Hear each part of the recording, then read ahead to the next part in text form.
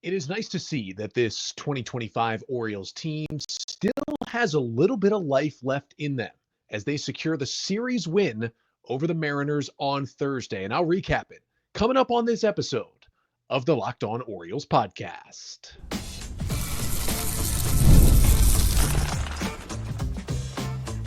You are Locked On Orioles, your daily Baltimore Orioles podcast. Part of the Locked On Podcast Network, your team every day.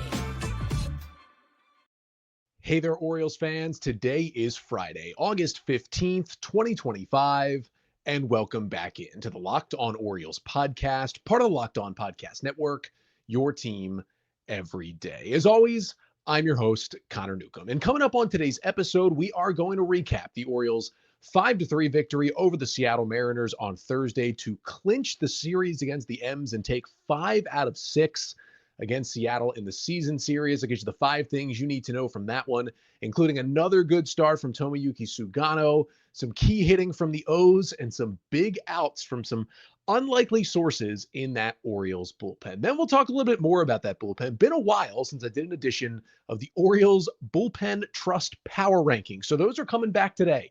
This bullpen looks very different than it did the last time I did this. Who do I trust? Who do I maybe trust? Who do I not trust among the 8 relievers out there for the O's? And finally, we'll get you ready for Orioles Astros in Houston this weekend. But that's all coming up on this episode of the Locked On Orioles podcast, which is brought to you by 5-Hour Energy Transfusion. Enter for a chance to win a dream golf trip for 2 to any tournament in the USA. Visit 5hewin.com for full rules and entry. No purchase necessary. Excludes the Masters tournament. Ends October 31st, 2025. So we got to see the O's win back-to-back games. We haven't gotten a whole lot of that here in 2025, but the Orioles with a rubber match, a little matinee baseball with a 2+ hour rain delay in the middle of it on Thursday, they prevail.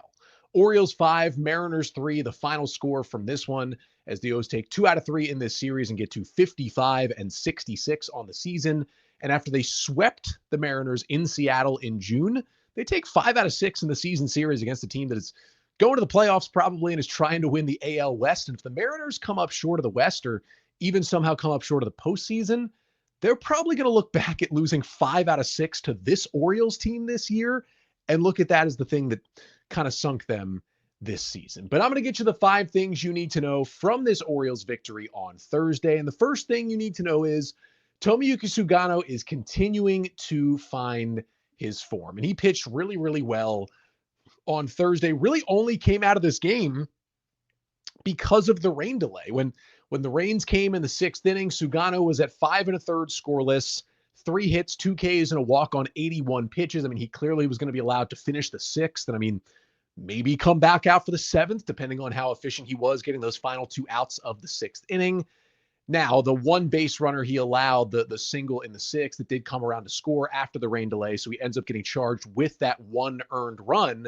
But it's another great start for Sugano, who's lowered his ERA to 4.13 on the season. He's got a 3.27 ERA over his last 6 starts. He's really turned things back around after he had a pretty bad stretch there in the middle of the season. Now, he's still not really missing bats, just 6 whiffs on 39 swings by Seattle hitters on Thursday afternoon, but he's throwing strikes and throwing quality strikes on the corners once again. And he's always, he has 6 pitches. He's always mixed them well. The way he mixed those pitches out of the 81 total he was able to throw on Thursday was kind of wild to look at it. This is how he did his pitch mix. 16 cutters, 16 four-seam fastballs, 15 sinkers, 14 sweepers, 14 splitters, and 6 curveballs. All right, the curveball may be lagging behind a little bit, but you can't get much more even in a 6-pitch mix than Sugano did on Thursday. And again, he doesn't have premium stuff on really any of those 6 offerings, but when he can throw them towards the corner and he can mix them to a way that, he feels good about all 6 and you have no idea what's coming, it's hard to hit him. And the Mariners learned that on Thursday afternoon. And I've been saying it over this good stretch for Sugano here late in the season. If he can, he doesn't even have to be this good. If he can be close to this for the remainder of the year and just eat quality innings for this Orioles team, that's all they're kind of asking for at this point. But this has been a really good stretch now for Orioles starters. Hopefully Brandon Young can punctuate it tonight in Houston. But the Orioles' last 4 games, Cade Povich on Sunday against the A's, and then Dean Kramer Dean Kramer Tuesday, Trevor Rogers Wednesday, Tomoyuki Sugano Thursday against Seattle. In those 4 starts, the Orioles' 4 starting pitchers combined for 26 and a third innings pitched. That is, first of all, you're pushing towards 7 innings per start. You love to see that. Just 16 hits and 4 earned runs allowed with 19 strikeouts to 5 walks. That is a 1.37 ERA for this Orioles staff in the last 4 starts. Hasn't really been the issue lately. The bullpen's shaky. The offense can't really hit. But this rotation with even, Eflin out for the year and Charlie Morton traded, they are finding their form. There's reinforcements coming from the injured list. You got to like at least how that looks at the moment.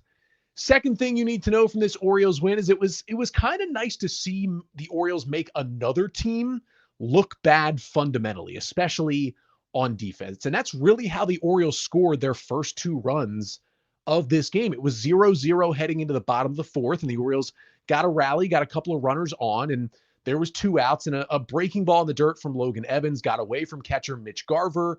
Jordan Westberg races home, just beats the throw, diving headfirst into home to give the Orioles a 1-0 lead. But Ryan Mountcastle smartly on the back end, because the ball got so far away, and then the throw from the catcher to the pitcher at home plate also got away.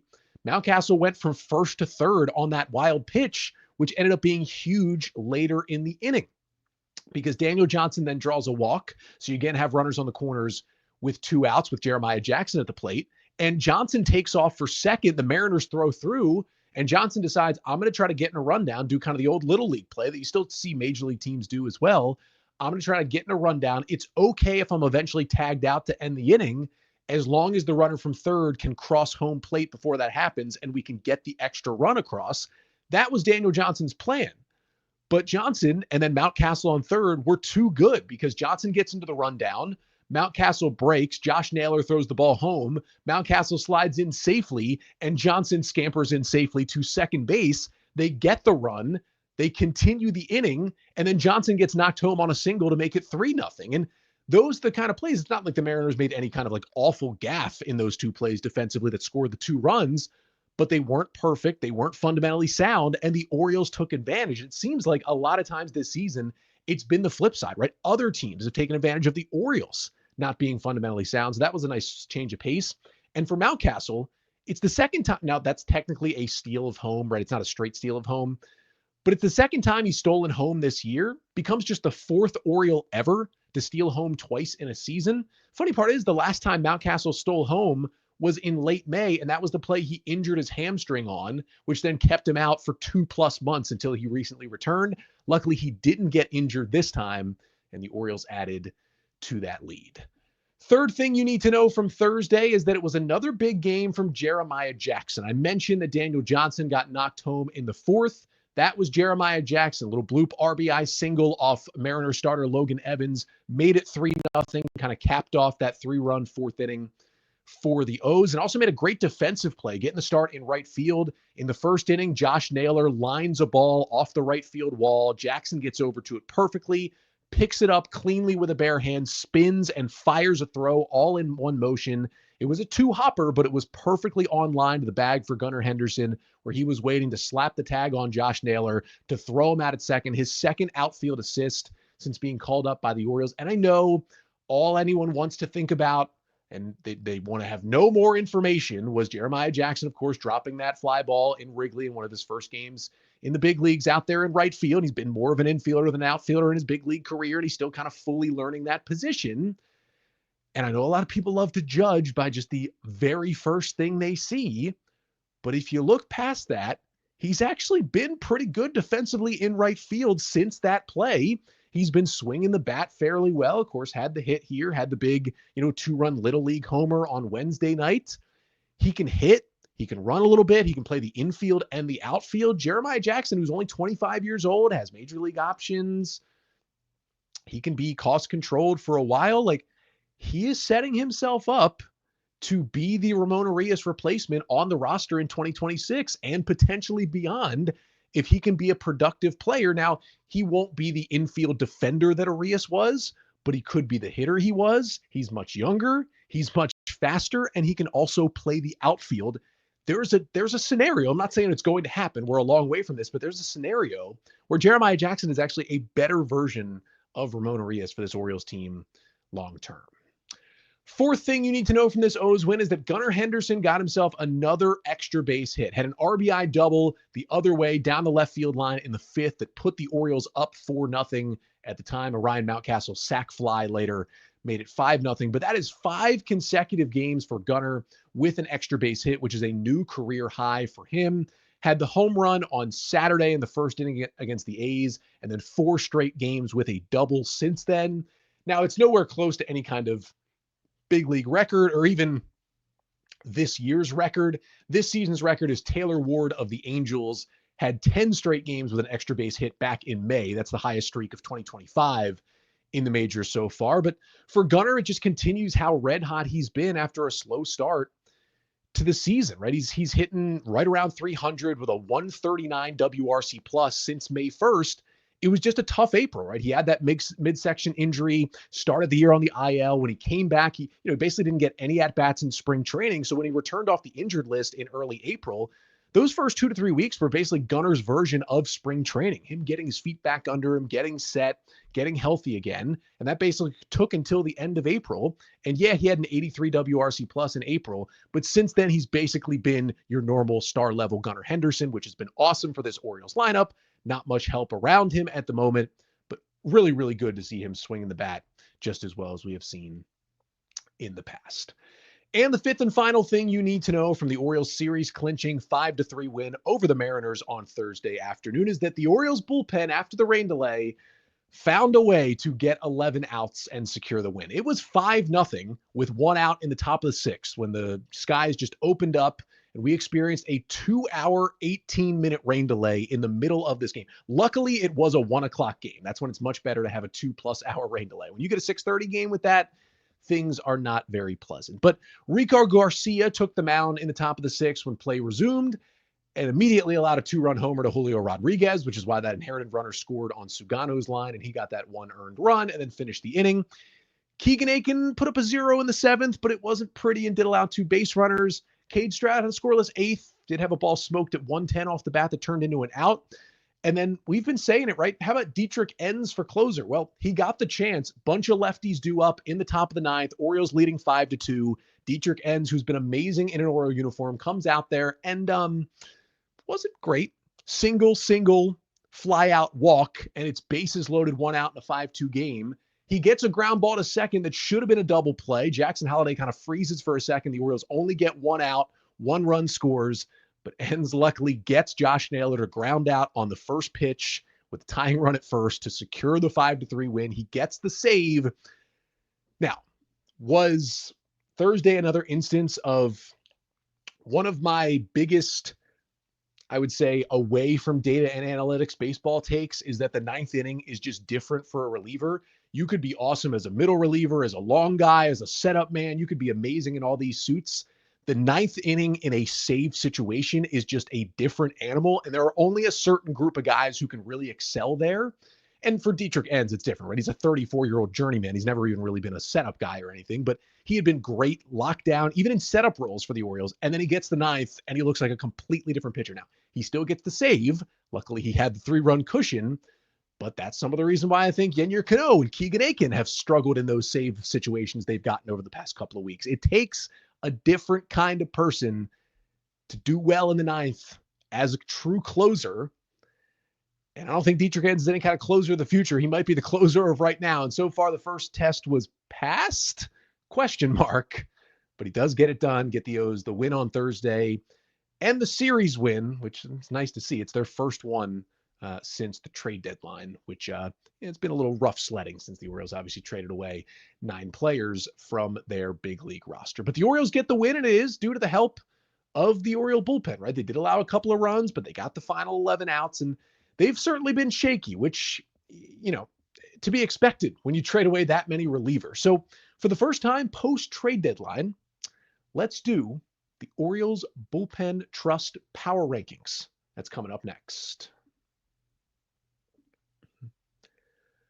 But first, this episode of the Locked On Orioles podcast is brought to you by 5-Hour Energy Transfusion. It's time to fuel up and turn it up with 5-Hour Energy Transfusion. This grape, ginger, and lime-flavored shot brings the iconic taste of a golf course favorite to a non-alcoholic boost. Perfect for sinking birdies or making great memories with friends. It's a hole-in-one for your energy game. And whether you're out on the course or just need a little extra push to power through your day, 5-Hour Energy Transfusion delivers the clubhouse flavor you love without ever leaving the green. For me, it's more of a mini golf green, or maybe up late for an Orioles game as they go on the West Coast here at some point. Like 5-Hour Energy comes in clutch. And for golf, it's all about good times with good people and good flavors. The grape, ginger, lime flavor of 5-Hour Energy Transfusion gives you the best parts of your clubhouse go-to without leaving the course or chasing down the bev cart. Now you can amp up the fun even more. Just buy, snap, and enter for a chance to win a dream golf trip for two to any golf tournament in the USA. So tee up that trip. Visit 5hewin.com for full rules and entry. No purchase necessary. Excludes the Masters tournament. Ends October 31st, 2025.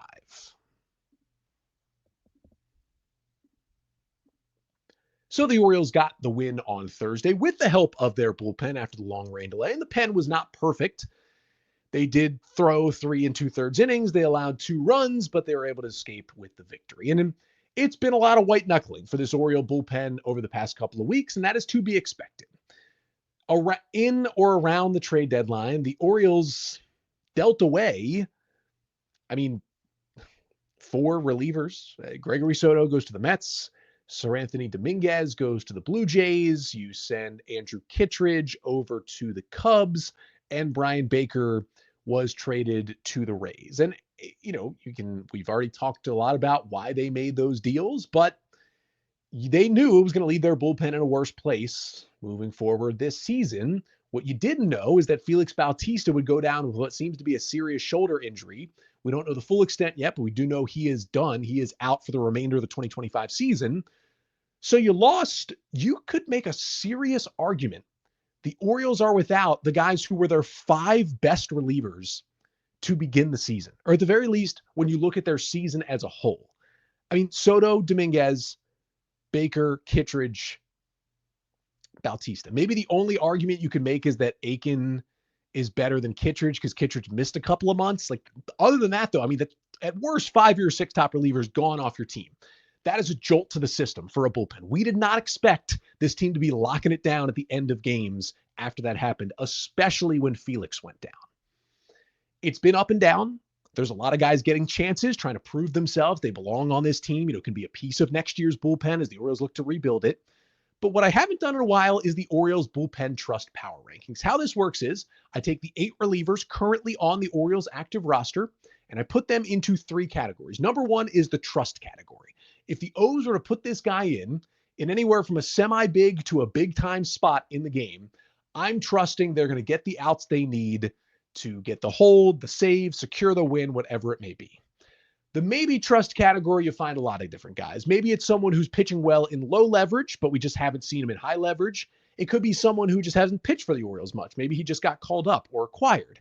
It could be someone who was just in trust and then has had a couple of bad outings to drop down to the maybe trust category, and I'm just waiting for him to get another good one before he jumps back up. And then there is don't trust.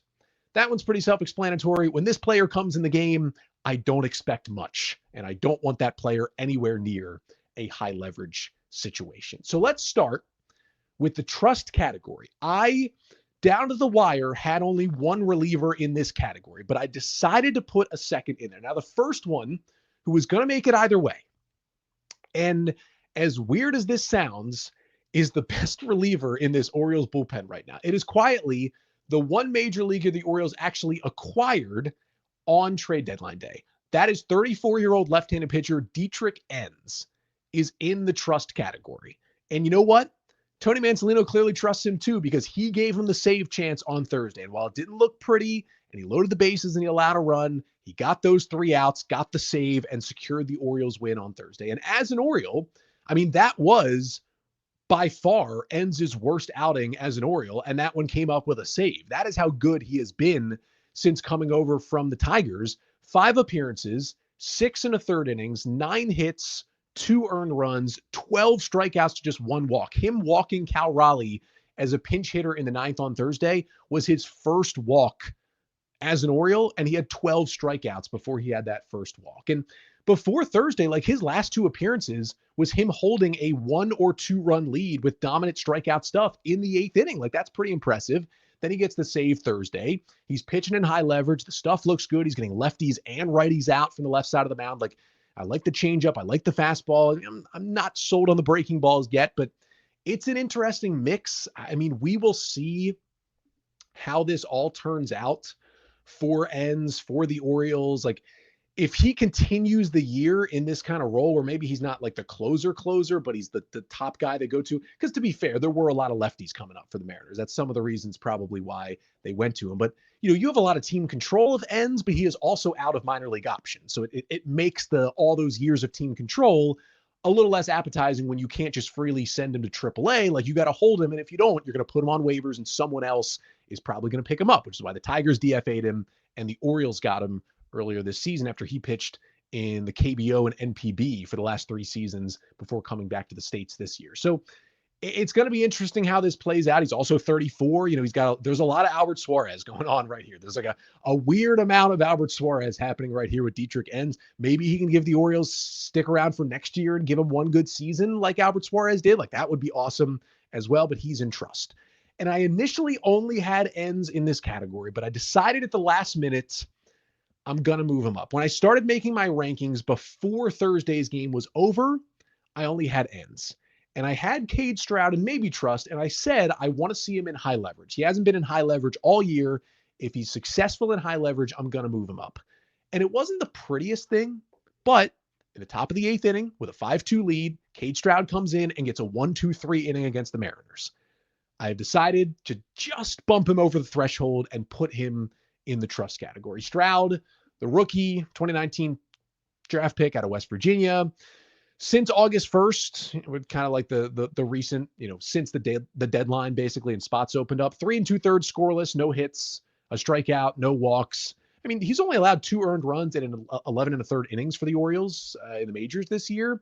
But Thursday was his only high leverage spot. That's why I'm barely putting him into trust. If he can do that one more time for me, like he can stick around there. And he's the other guy with Enns where, hey, if there's a lot of righties up right now in a save situation in the ninth, maybe you just give it to Cade Stroud, right? He did it in the minors. Let him try to do it in the majors. Then we move to maybe trust, where I have the next 4 relievers in the maybe trust category. The first is Grant Wolfram, the left-hander who the Orioles got in that minor trade with the Brewers earlier this year. Since August 1st, he has not allowed a run in 4 innings, 4 hits, 7 strikeouts to 2 walks in that stretch. So he has been pitching better as of late, but hasn't really been pitching in any big spots. We haven't seen him throw in a little while either. He was getting it done in a few big spots earlier this year. Then he had some real bad outings. He needs more consistency. If he can throw a couple more consistent scoreless outings, there's a chance he'd be the next guy moved into trust. I love the stuff from the left side, and I think he's actually going to stick long-term in this Oriole bullpen, but he's in maybe trust for now. Next in maybe trust is Yennier Cano. Since August 1st, 3 2/3 innings, 3 hits, 3 runs, 3 Ks, and 2 walks. Of course, he had the blown save in the game on Wednesday when the Orioles eventually walked it off. The stuff is still there, but he's having a down season. He went to AAA for a bit. He struggled lately. He might get some more save chances. You know, the O's gave him really his first 9th inning save chance of the year on Wednesday. It didn't go well. He needs to try to settle in there. That's not going to be his role long-term. I still think he's going to be a good middle reliever for this team next year, but he's got to show me more. It would take me a lot. It always has since he was called up for me to put Yennier Cano in the don't trust, but he's pretty squarely in maybe trust at the moment. Next guy in maybe trust is Keegan Akin, who has also had some struggles in that 9th inning role. Since August 1st, he's pitched a lot, 5 2/3 innings, 4 hits, 4 runs, 6 Ks, 5 walks, and a home run allowed. He's basically been put in what I would call 5 big spots for the Orioles this year, or at least recently since the deadline. You could say he's 2-2-1 in those spots. He has 2 saves. He had that one against the A's. He had that one at Wrigley. Then he had the outing where he blew the save against the A's. He had the outing where he gave up the walk-off homer to Justin Turner at Wrigley. And then he had Wednesday night where he could have gotten the save, but it's a tough spot. 3-2 game. There's already a runner on third with 1 out. Sack fly, fly out, keeps the game tied. Like, he didn't do perfectly. Obviously, he didn't lock down the save, but that's a tough spot to be in, and he still pitched okay. Threw up a kind of shaky 0 in the 7th inning with a 5-2 lead, more where he belongs in the win on Thursday. If he's there, he's closer to trust if he's in the 7th inning.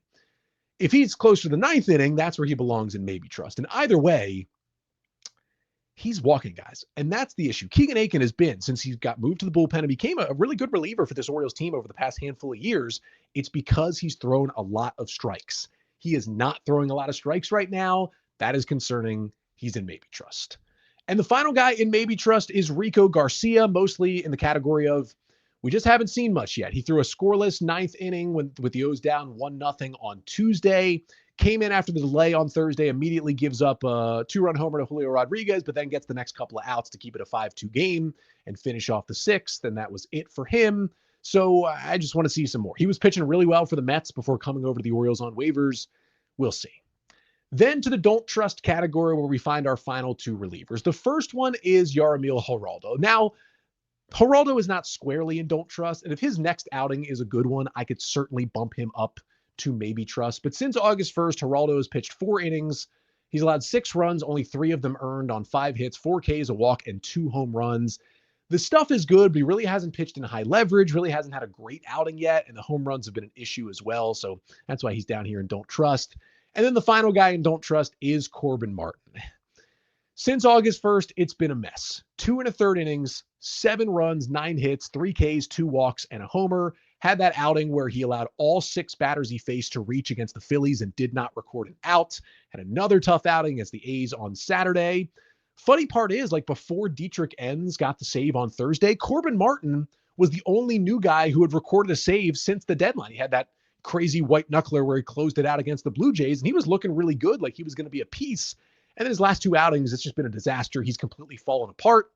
He'll have a chance to get back to it. We'll see. He's going to have to give me a couple of good outings to even get back to maybe trust, but I don't think there's any argument that Corbin Martin deserves to be in don't trust at the moment. So that's the current state of the Orioles bullpen. Let me know, like right here in the Locked On Orioles YouTube comments section. Make sure to like, comment, and subscribe. Where was I right? Where was I wrong? How would you lay out in these 3 categories the 8 relievers currently in let's be honest, a shaky and inexperienced Orioles bullpen? But this Orioles bullpen did help them. Sometimes made it hard, but somewhat did help them get this series win over the Mariners. The O's continue against the AL West as they will head out to Houston this weekend. I'll preview that series to finish off the show coming up next. But first, this episode of the Locked On Orioles podcast is also brought to you by Monarch Money. Most people can't name all their financial accounts or even what they're worth, whether it's 401ks, properties, or investments. And when you don't have the full picture, you can end up leaving money on the table. That's why there is Monarch Money. It's an all-in-one personal finance tool that brings your entire financial life together in one clean, easy-to-use interface on your laptop or your phone. Monarch does the heavy lifting for you. You can link all your accounts in minutes, see clear data visuals, get smart categorization of your spending, and finally feel in control of your money without ever touching a spreadsheet. And when I do my finances with my wife, Monarch Money really helps because we can both see budgets, goals, and spending activities all in one place. So don't let financial opportunity slip through the cracks. Use code LOCKEDONMLB at monarchmoney.com in your browser for half off your first year. That's 50% off your first year at monarchmoney.com with code LOCKEDONMLB. So we finish out a Friday episode of the show by getting you ready for the weekend. It's the Orioles and the Astros for the first time this season. They are actually matching up in back-to-back weekends. This weekend, it's in Houston. Next weekend, it's a 4-game set in Baltimore, Friday, Saturday, and Sunday. The Astros come into this series. They've been playing some pretty good baseball. They're 68-53 with the Mariners losing a couple of games this week. The Orioles certainly helped out the Astros. The Mariners are right on their tail in the American League West at the moment. Houston has a 1.5 lead over the Mariners, so maybe the O's can return the favor to Seattle and win some games in Houston this weekend. Playoff odds are looking good. They seem to be the front runners somehow with all the guys they've lost and everything that's happened to this team over the past couple of years. Still looking to win another AL West title. It's been a wild ride for Houston this season, but recently they've been playing solid baseball. Carlos Correa came back at the trade deadline from the Twins. Who would have saw that coming? He's hitting 364 with a 175 WRC plus in 49 plate appearances since the deadline. Remember, the Orioles traded Ramon Urias to the Astros. He's been great, hitting 320 with a 148 WRC plus and kind of not playing every day, limited playing time since the deadline. Altuve's been great lately. Christian Walker is finally starting to heat up. He had a terrible start to the season. Jeremy Pena is back and still looking like an all-star. Chas McCormick just came back from injury. He's hit the ball pretty well in the last couple of games since he has returned. So the Astros offense, Victor Caratini has been great when he's played. The Astros offense has been really, really good lately. They also acquired Jesus Sanchez in that outfield. Hasn't been super great since the deadline, but he is another piece that they got in there. Offense has been good this year. Bullpen for Houston right now, they are without Josh Hader. He just went on the injured list with a shoulder thing. He's getting a second opinion. It does not look good for Hader, who's still one of the best closers in all of baseball. So Brian Abreu steps in the closer role. He is not allowed to run this month. He's got nasty, nasty stuff, but he does have some walk issues that you want to look for. And then other than Abreu, former Oriole Caleb Ort, or at least Oriole minor leaguer Caleb Ort, is pitching well out of their bullpen. Bennett Souza and Brian King are a couple of left-handers that are going to get some big chances for this team out of the pen. They've shaken up the bullpen in the past couple of days anyway. Like, I think Hector Neris got the DFA, Hader got the IL stint. So we'll see what guys come out of that pen in the late innings. And in terms of the starting pitching matchups, the Orioles, as I'm recording here about 7 p.m. Eastern time on Thursday, have not yet announced their starters, but I would think it's Brandon Young going in game 1 tonight, 8-10 on Masson 2. He'll go up against hopefully future Oriole Framber Valdez, 31-year-old lefty who hits free agency this year. He's got a 2.97 ERA in 23 starts, but his last 2 starts against the Yankees in Boston have not been good. Maybe the O's can get to him as well. Game 2 will be at 7:10 on Saturday. You'd think more than likely Cade Povich will get the ball for the Orioles. And for the Astros, it will be 32-year-old journeyman right-handed pitcher Jason Alexander, who has a 5.02 ERA in 38 innings for the Astros this year. But he's red hot right now. Last 2 games, 6 scoreless innings against the Marlins and the Yankees in his last 2 starts. No, this is not George Costanza. This is Jason Alexander, the baseball player. We'll see what the Orioles can do against him on Saturday. And then on Sunday, again, not confirmed for the O's, but probably Dean Kramer getting the ball at 2:10 p.m. on Maston. He'll go up against the right-hander Christian Javier, the 28-year-old who just returned from arm surgery. He made his first appearance of the year in a start earlier this week against Boston. He allowed 2 runs over 5 innings against the Red Sox. He's got that big-time, high-spin, high-rise fastball that plays incredibly at the top of the zone. It's got some good stuff. We'll see if it's fully back from the arm injury. And then I will be back on Monday recapping everything you need to know from the 3 games in Houston between the O's and the Stros. Be cool to see the Orioles kind of interacting with their old buddy Ramon Urias and hopefully maybe another series win over a good AL West team for the Orioles. But that's coming up on Monday's episode. Until then, I'm Connor Newcomb, and this has been the Locked On Orioles podcast, part of the Locked On Podcast Network. Your team every day.